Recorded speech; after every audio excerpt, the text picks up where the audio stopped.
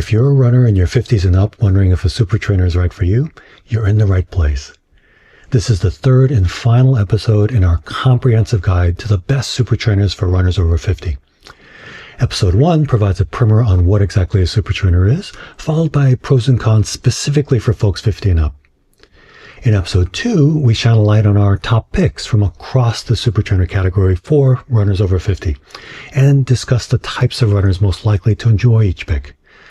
And then in episode 3, which you're watching now, we highlight 4 honorable mentions, shoes that might not work for as broad an audience as our top picks, but could be brilliant for runners with specific preferences or needs. If you want to jump to any of the prior episodes, I've included direct links to each in the description below. For example, if you don't know what a super trainer is, you're more than welcome to jump on over to episode 1 now to get that context. This episode will still be here for you afterward. And speaking of jumping, each individual episode is also organized into chapters, any of which you can jump to directly using your video player. So after watching this intro, you don't have to repeat it when watching episodes 1 or 2. Welcome to We Run Over 50, where it's our mission to inspire more people over 50 to become runners over 50. My name is Ernest, and as you might have guessed, I am a runner over 50. I've also worked in and around the athletic footwear industry for over 2 decades, with most of that time focused on running. That said, I am not a doctor, and the content on this channel is for informational and educational purposes only, and does not constitute medical advice. Please see the description below for our full disclaimer, and while you're down there, we'd be forever grateful if you were to like and subscribe. Or better yet, join our community on Patreon, where members get access to exclusive content, including ad-free videos, Q&A videos, shoe report cards, and more. You'll find that link below as well. All right, let's get back to super trainers. Since I shared an in-depth explanation of how we picked the shoes in this guide in episode 2, I won't retread that same ground here.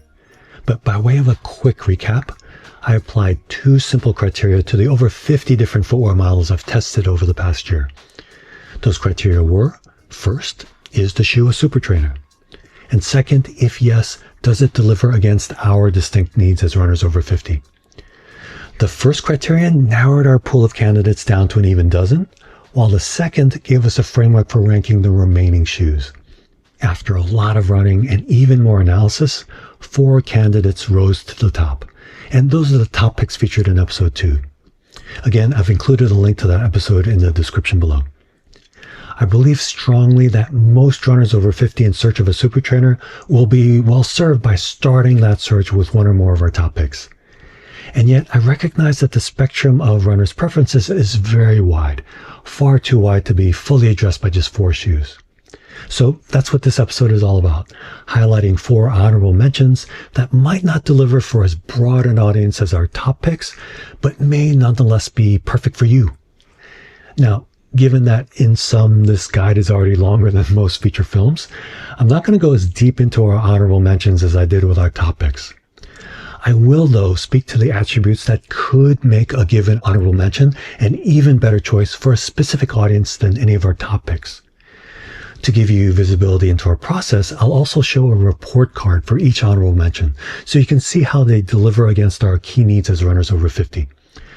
For time, I just won't go through each point on the report card like I did with our top picks. Finally, for your convenience, I've included links to reputable retailers where you can purchase our honorable mentions in the description below. I want to emphasize, though, that I purchased all of the shoes featured in this guide with my own money, and the opinions I express are mine and mine alone. Also, I have no financial relationship with any of the sites I've linked to. Those links are generally just for your convenience. All right, with all that context out of the way, let's get to our honorable mentions. Starting with a shoe from a brand known as the Nike of China that's made clear in recent years that it aspires to greatness beyond its home market. That brand is Li-Ning, and the shoe is the Red Hare 9 Ultra. Li-Ning, the company, was founded by Li-Ning the man, who was a celebrated multi-world championship and Olympic gold medal winning gymnast before becoming the trailblazer for China's domestic sportswear market. He founded his namesake company in 1990, and it's experienced some major ups and downs in the years since. But Li-Ning has been on solid footing for over a decade now and is poised to expand into the US market on the back of a major endorsement deal with Steph Curry that was announced this past June. With a roster of athletes that already included Dwayne Wade and Jimmy Butler, Li-Ning has been best known globally for its basketball products. So I was surprised to learn that running is actually the company's biggest category, accounting for nearly a third of their retail sales.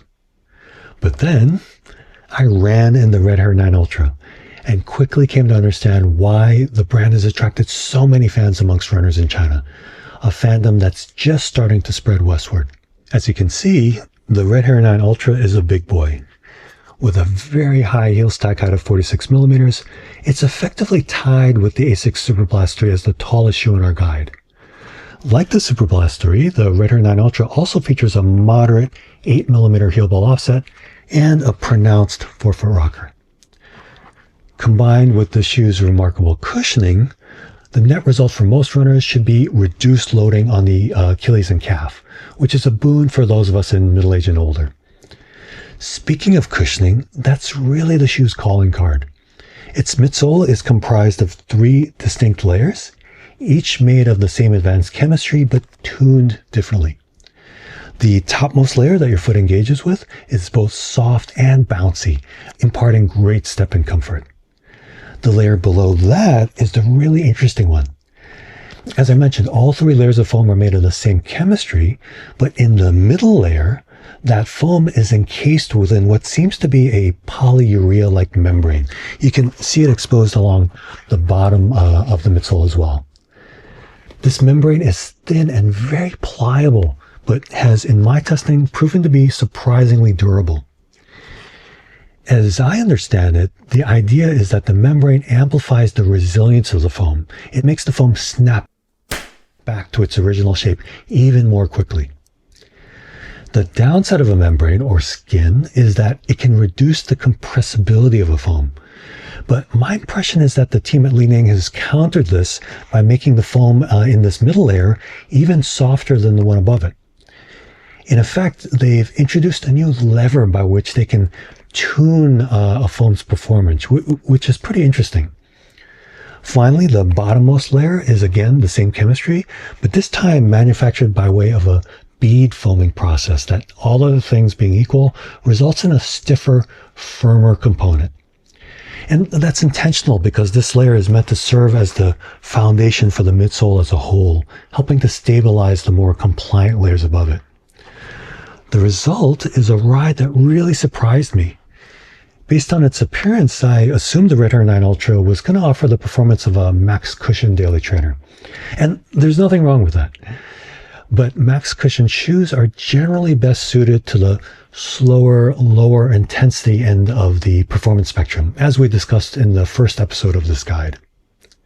As such, my first go in this bad boy was a 6.5-mile recovery run the day after a tough speed workout.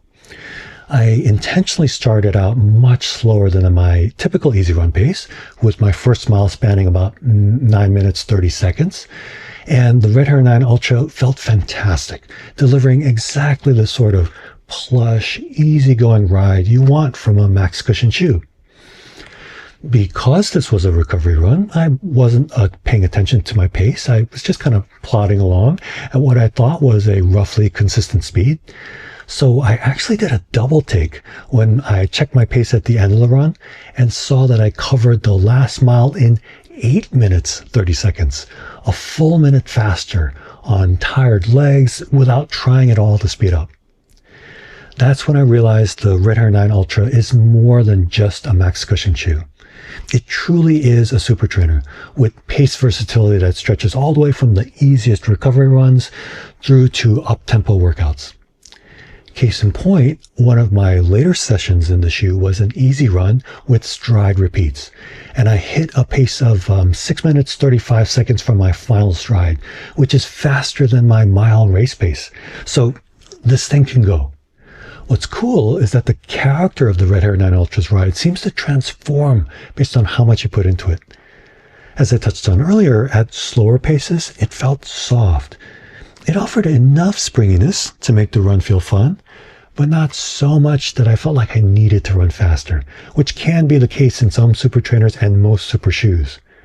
But then at faster paces, the midsole seemed to firm up and become perceptibly more responsive, far more so than I expected from a shoe with so much stack. And this sensation is certainly helped by the fact that the Red Hare 9 Ultra is at 8.4 ounces in the US Men's 9, a light shoe. Over 15% lighter than the Nike Vomero Plus, a model to which it's often compared. All right, so you might be asking, if its ride is so remarkable, why is the Red Hare 9 Ultra an honorable mention and not a top pick? Well, while the shoe does seem to defy some of the laws of physics, it can't quite defy all of them.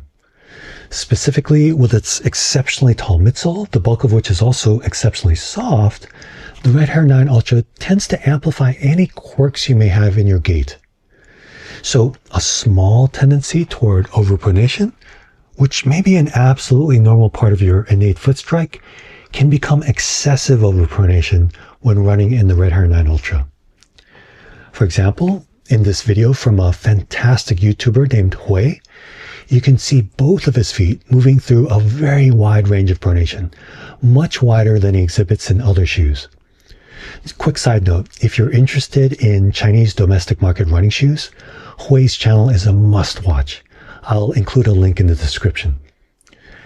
As I've noted in previous videos, for decades, overpronation has been overblown as a cause of running-related injuries. If your feet naturally move through a very wide range of motion, your body will have adapted to that over the course of your lifetime. The problem is when a shoe amplifies or exaggerates motion to a degree that your body hasn't developed the capacity to manage. It's worth noting that the Red Hare 9 Ultra does include a shank sandwiched between the first and second layers of foam to add some rigidity under the midfoot, but it's not enough to meaningfully counteract the overall height and softness of the midsole. Now, this isn't going to be a problem for everyone.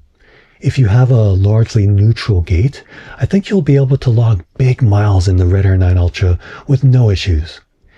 But if you have a history of injuries associated with excessive pronation, like posterior tibial tendinopathy or runner's knee, I wouldn't recommend this to you.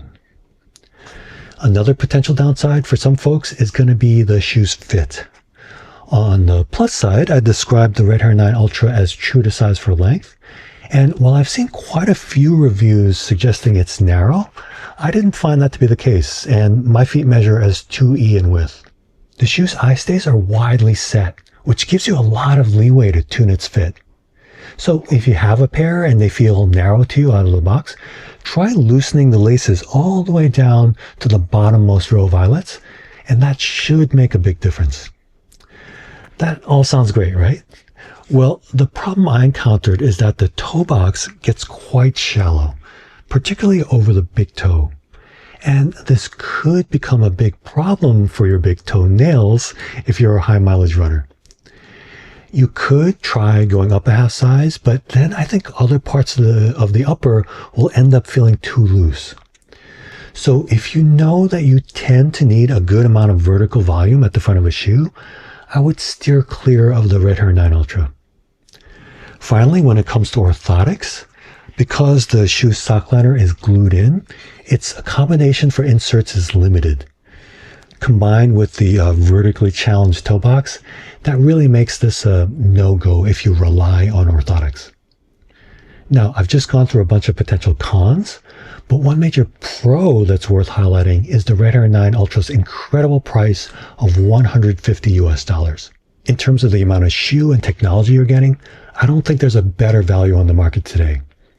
Of course, none of that matters if the shoe doesn't work for you, but based on its performance, I can guarantee that this same shoe from a legacy running brand would retail for over $200 US. And speaking of retail, unlike the Dynafish Xiaonian, another Chinese domestic market shoe that's one of our top picks, you don't have to jump through hoops to purchase the Red Hare 9 Ultra. It's actually available in the US through Amazon, where it's sold by Li-Ning, but ships from Amazon's US warehouses. You'll find a link to the product listing in the description below.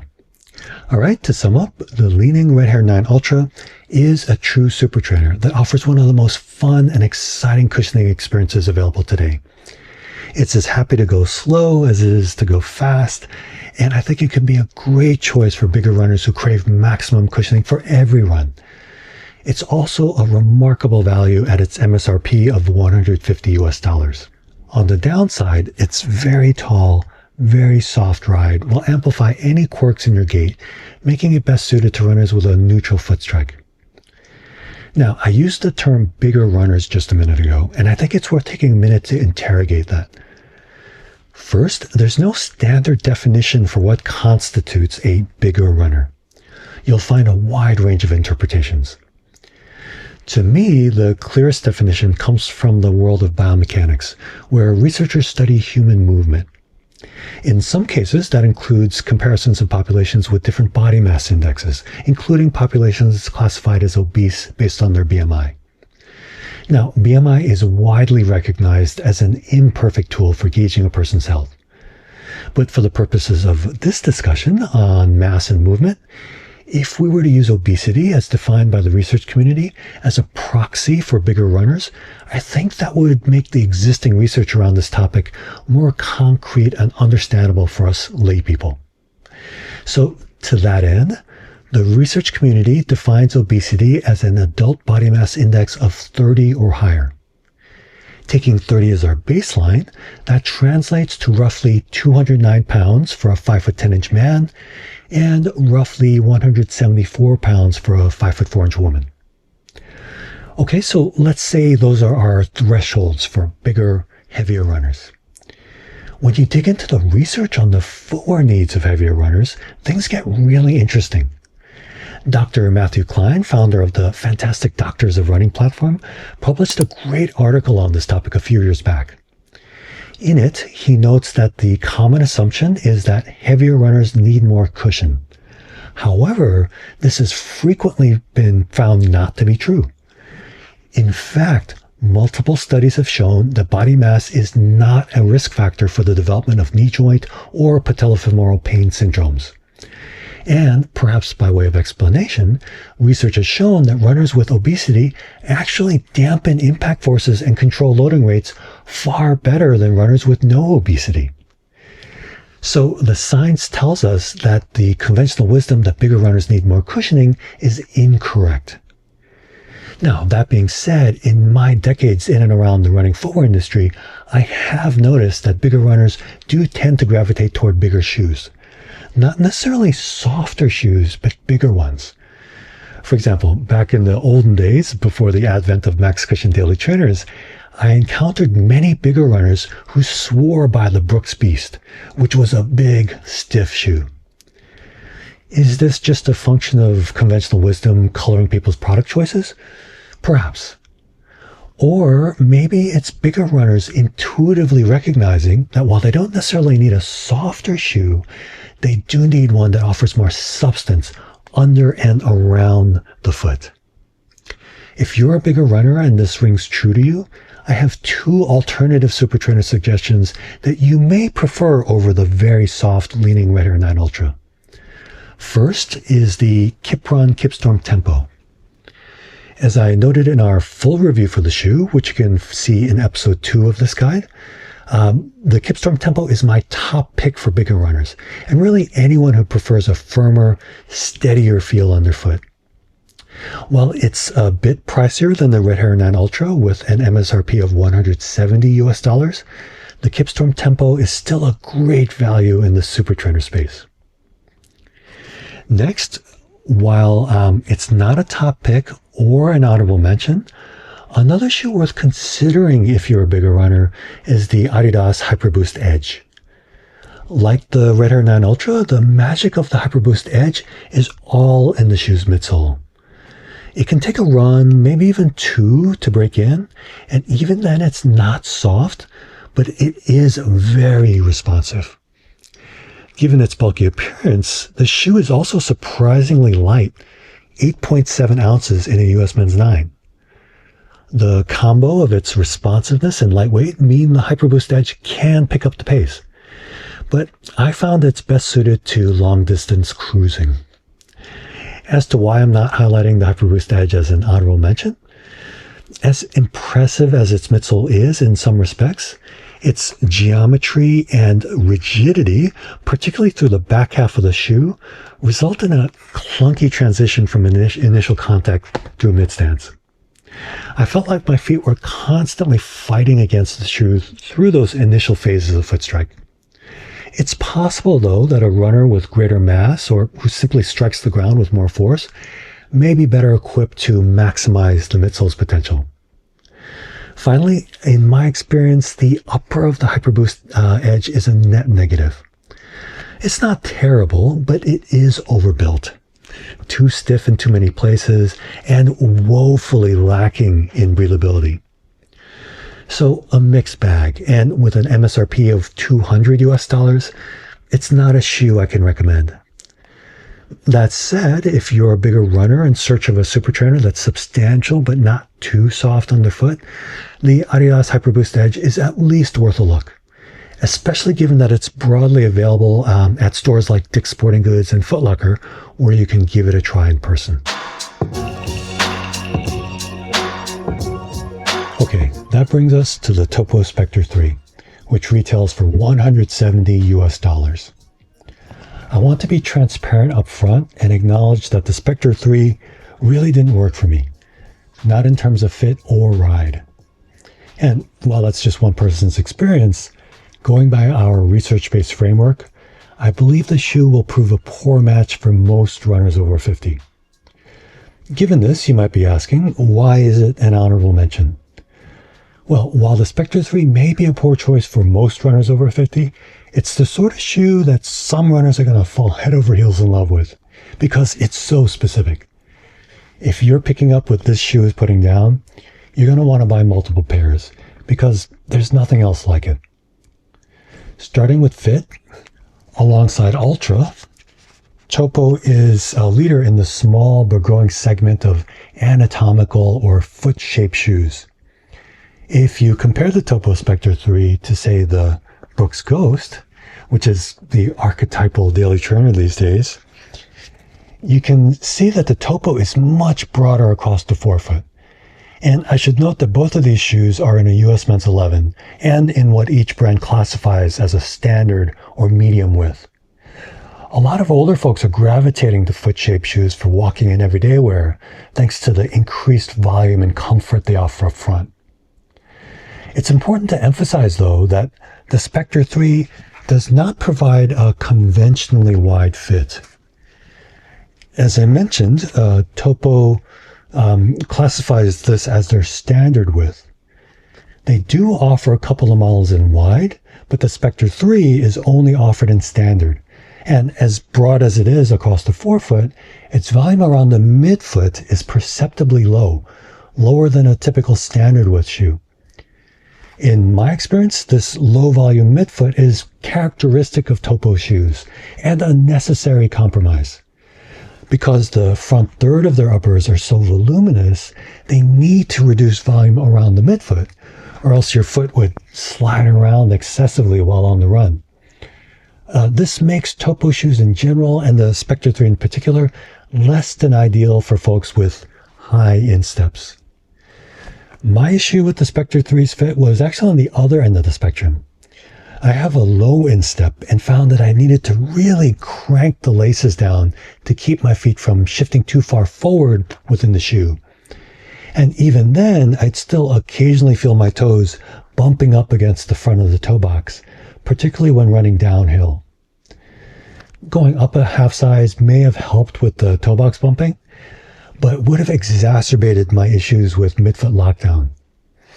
As I said at the outset, the Specter 3 is very specific, and fit is one area where its idiosyncrasies didn't work for me.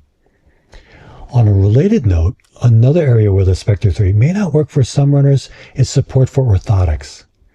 For starters, the shoe incorporates a very thin sock liner. It's about a third thinner than average.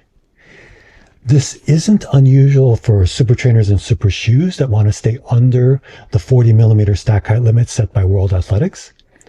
As I explained in episode 1 of this guide, that limit includes the thickness of the sock liner.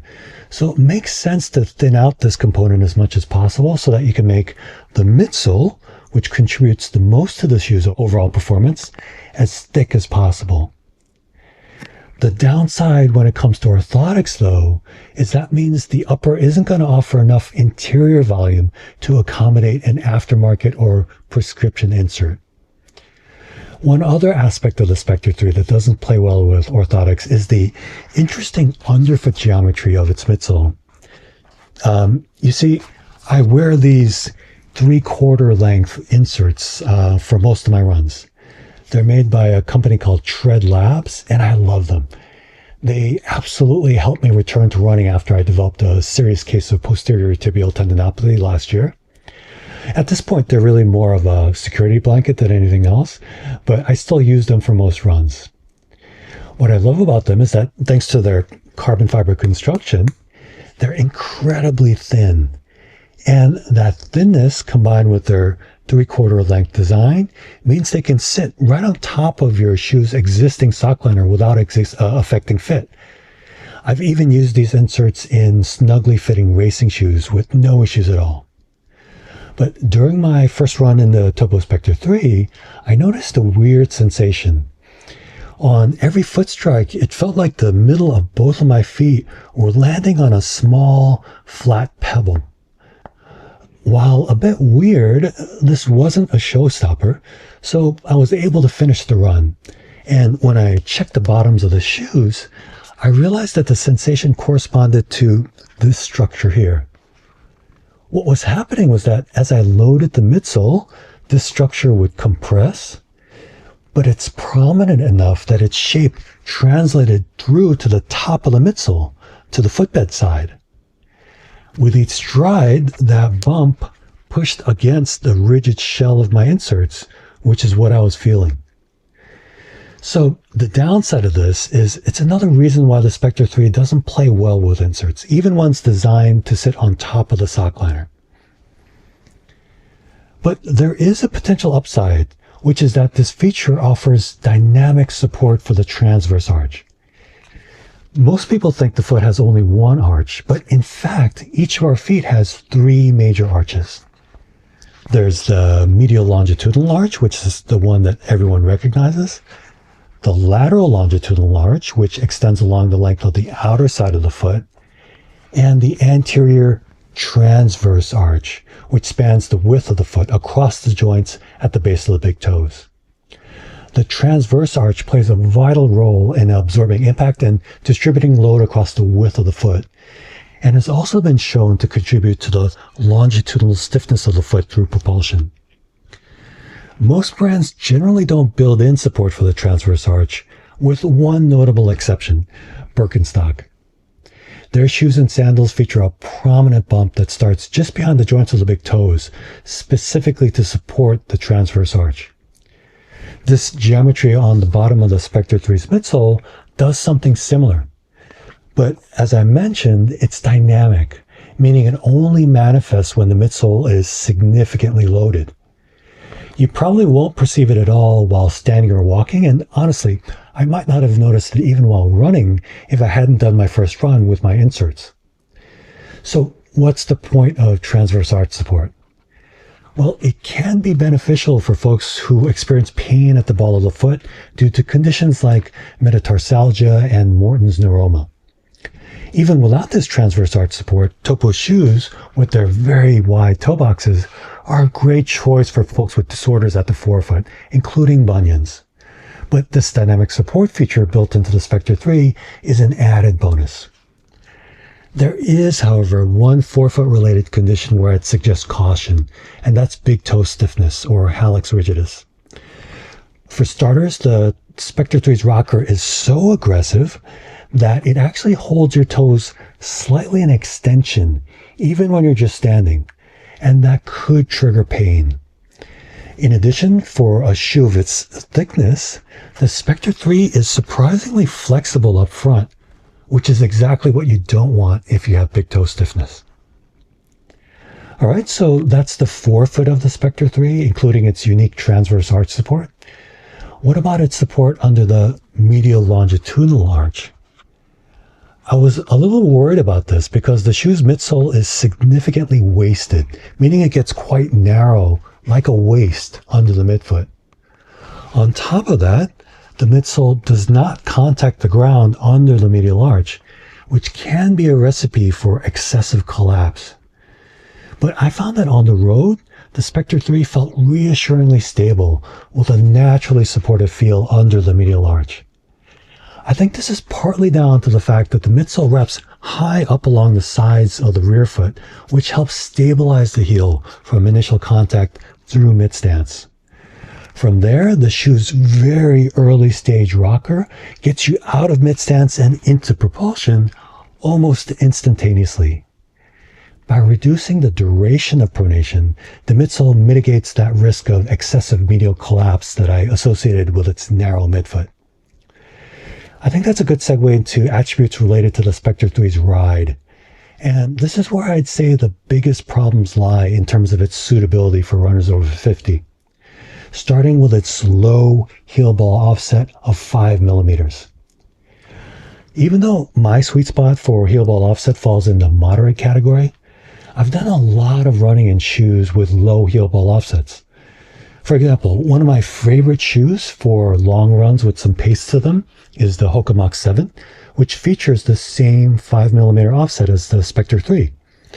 And during my marathon training earlier this year, I did multiple long runs, including a 22-miler in the ASICS Megaspeed Sky Tokyo, which is also built on a 5mm offset. I had no problem adapting to the low offset of these shoes, but my Achilles and calves did bother me after my runs in the Topo Specter 3.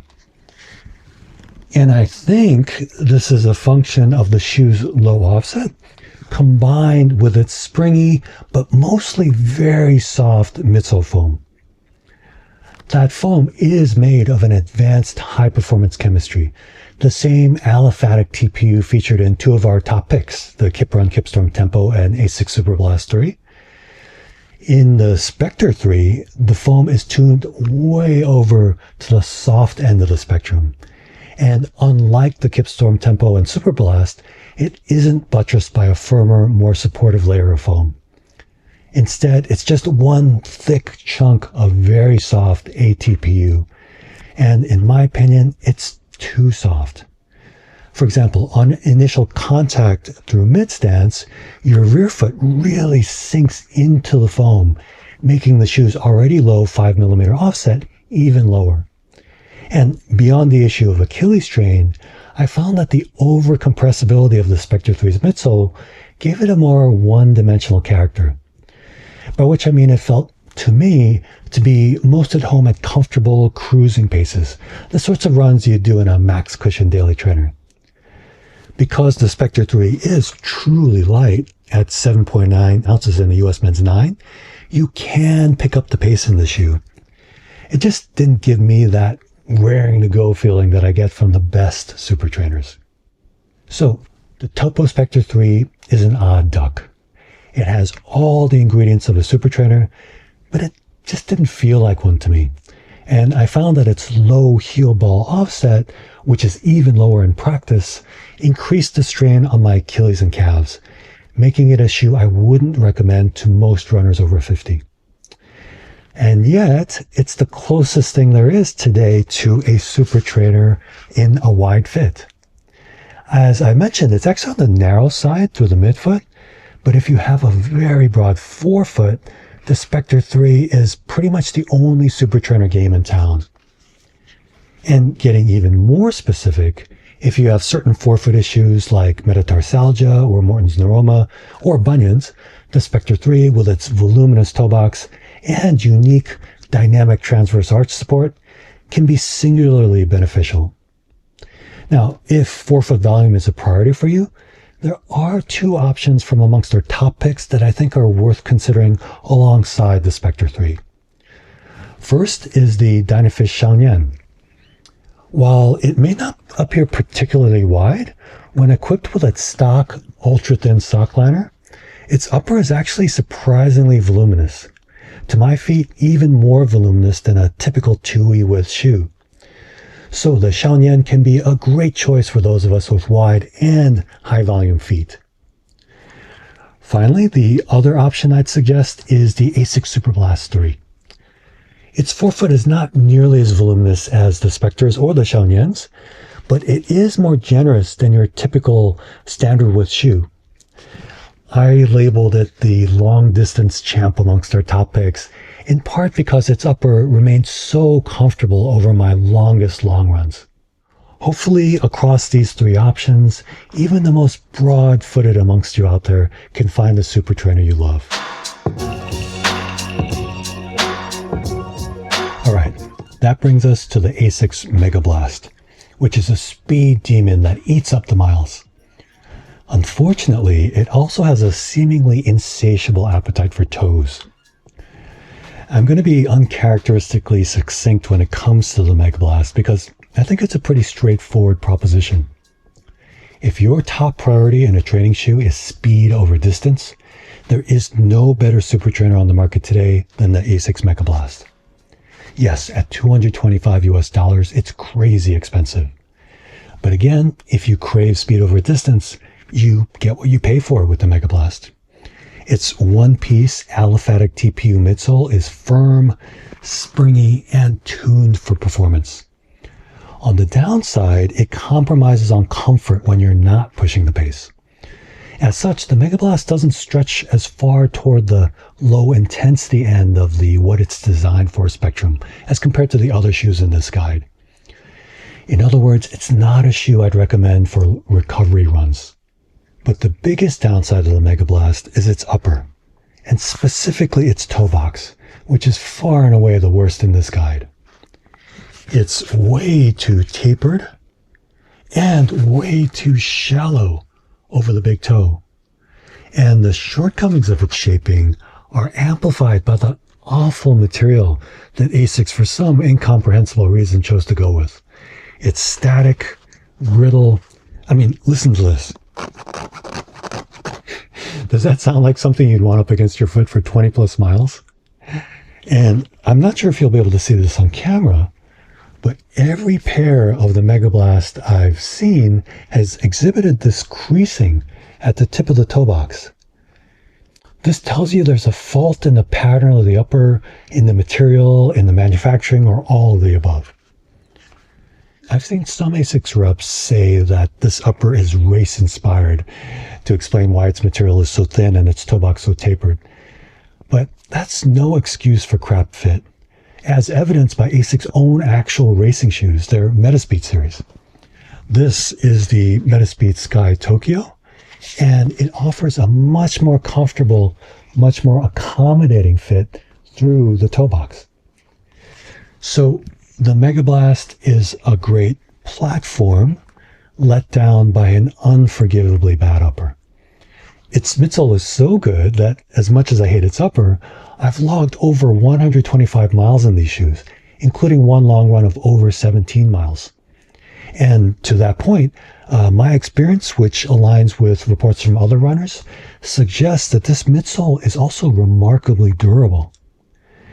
Now, for those of you who are yelling at your screen right now, I have tried a half size bigger than my measured shoe size. That's these here. Even in a half size larger, the toe box is still too tapered and shallow. Meanwhile, fit around the heel is sloppier, and the forefoot rocker point feels like it's too far forward. And here, notice again, the crease at the tip of the toe box. This is just bad shoemaking. The one suggestion I haven't tried yet, but plan to, is cutting a slit through the tip of the toe box.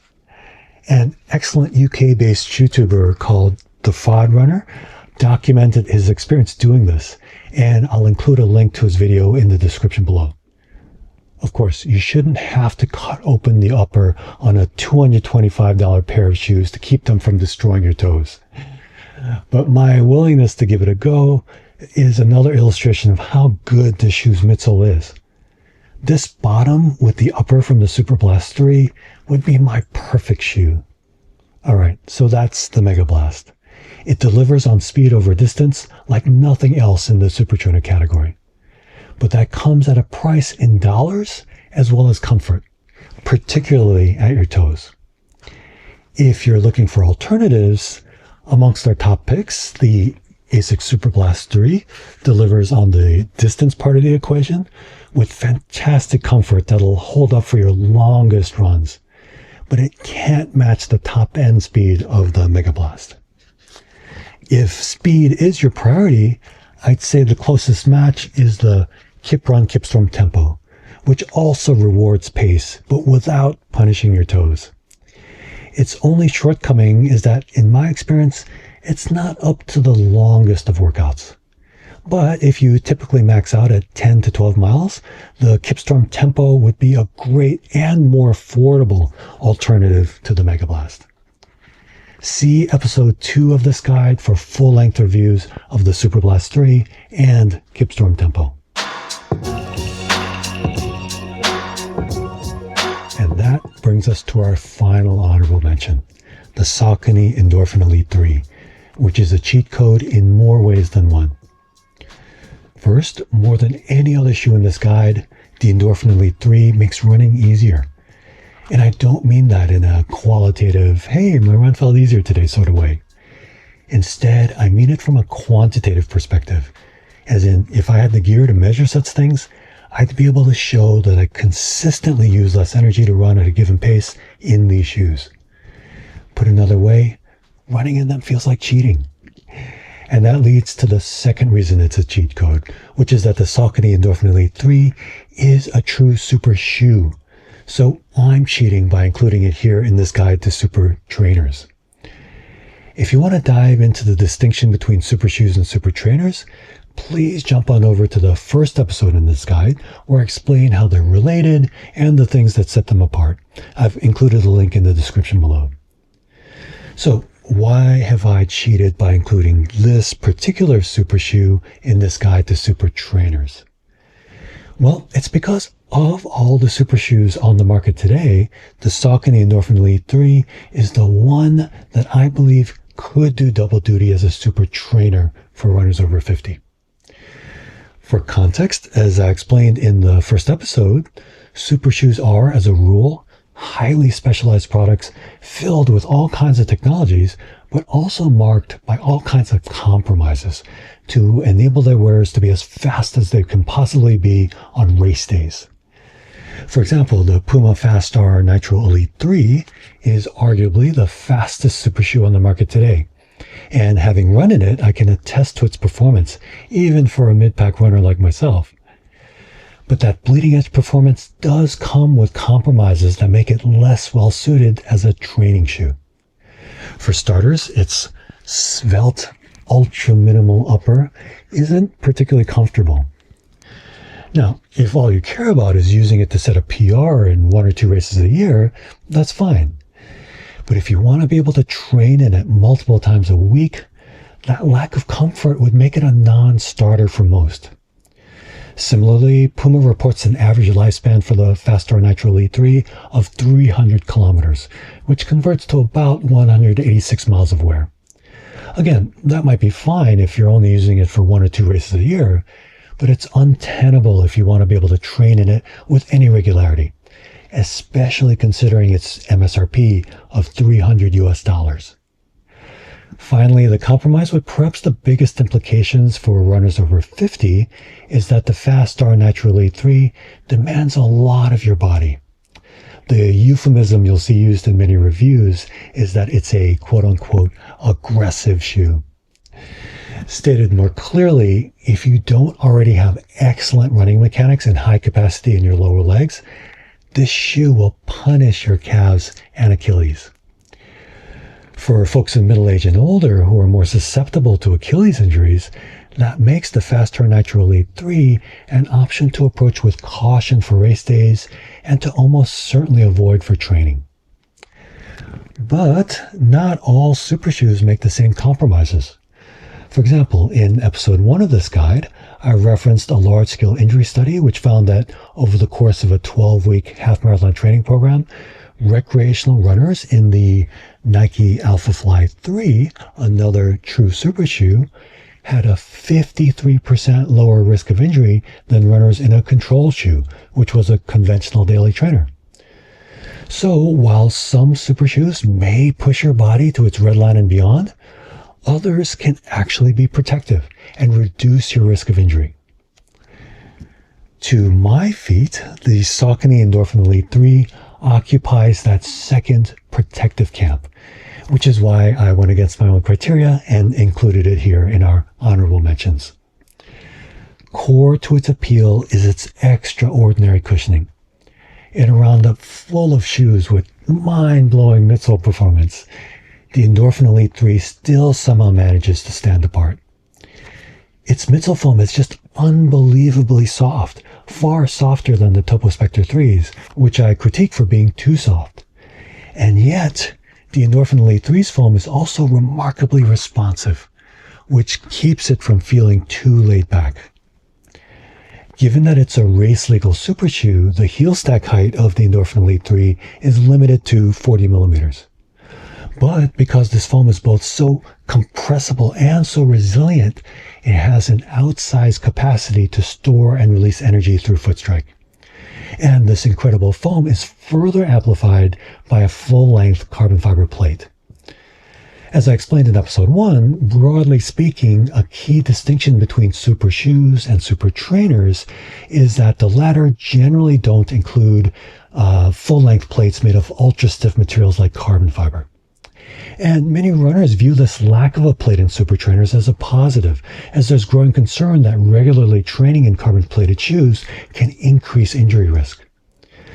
The way I've heard this concern articulated is that the stiffness of carbon-plated shoes, both along their length and width, causes them to dictate the movement of your body through foot strike, and that over time, this overriding of your body's natural motion can increase your risk of chronic running-related injuries, particularly at the knees and hips. While I'm not aware of any research substantiating this concern, it does strike me as plausible.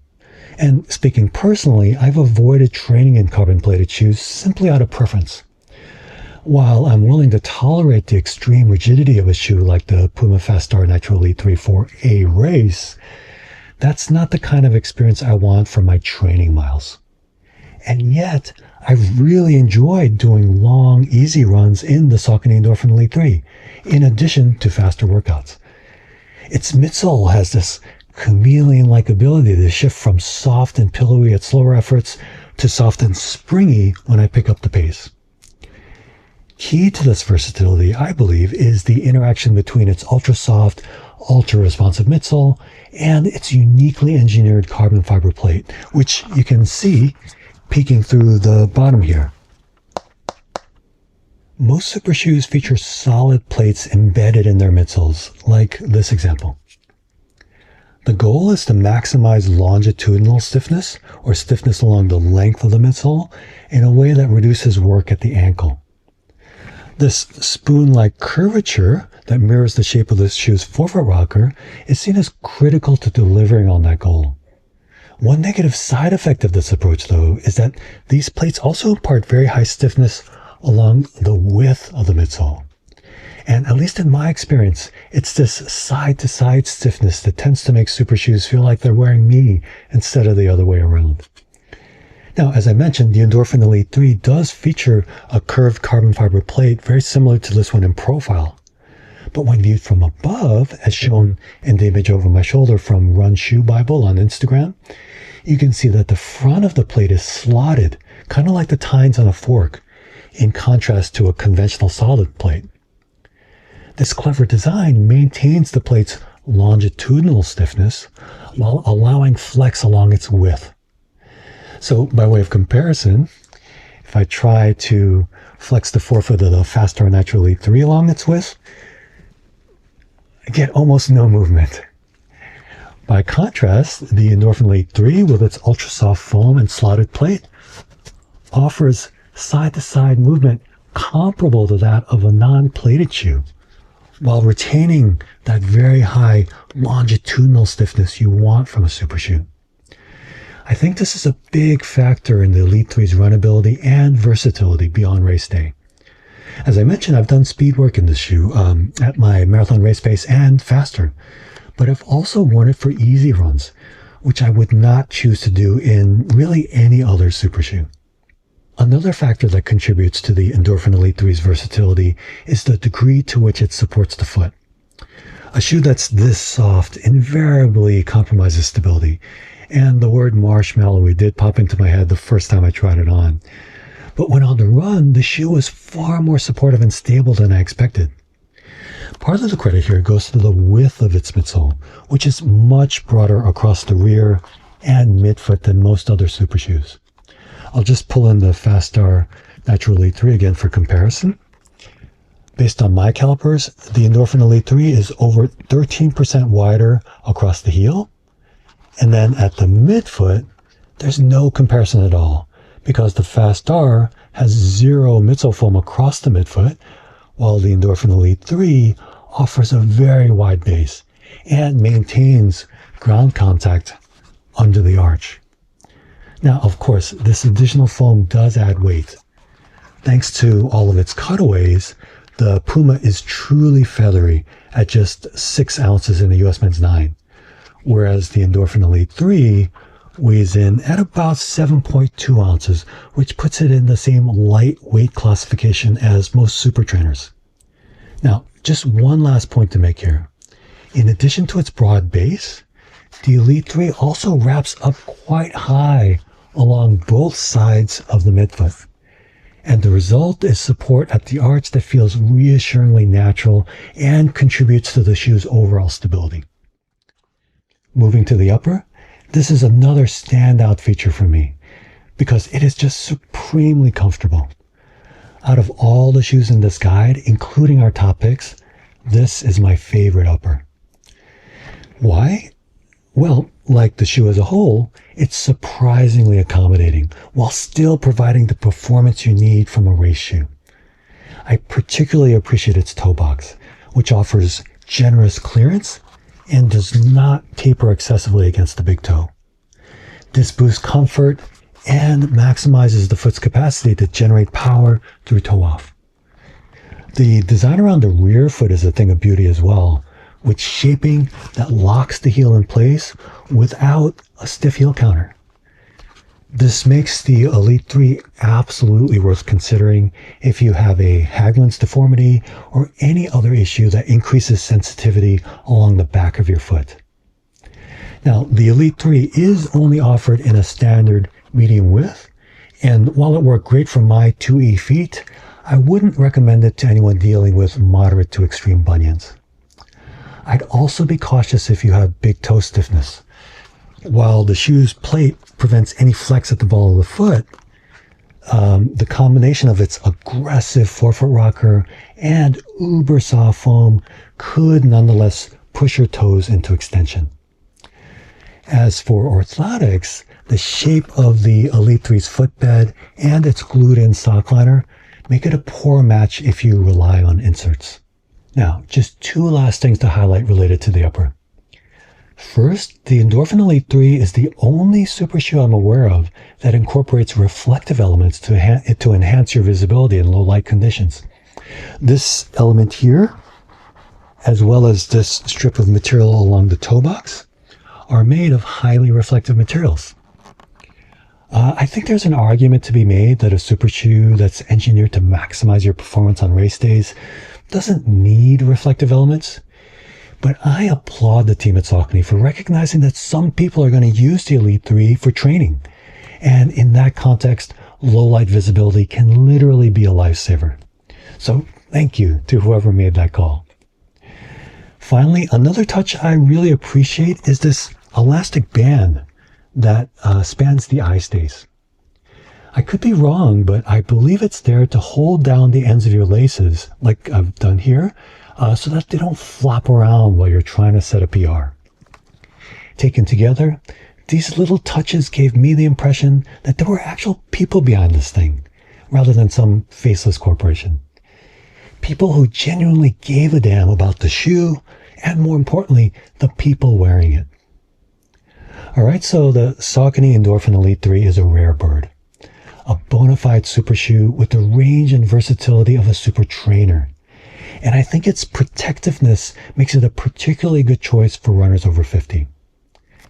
Definitely stay away if you don't like soft shoes, and its extreme compressibility may make it a poor choice for bigger runners as well. But if your answer to how much cushion do you need is yes please, the Endorphin Elite 3 has your name written all over it.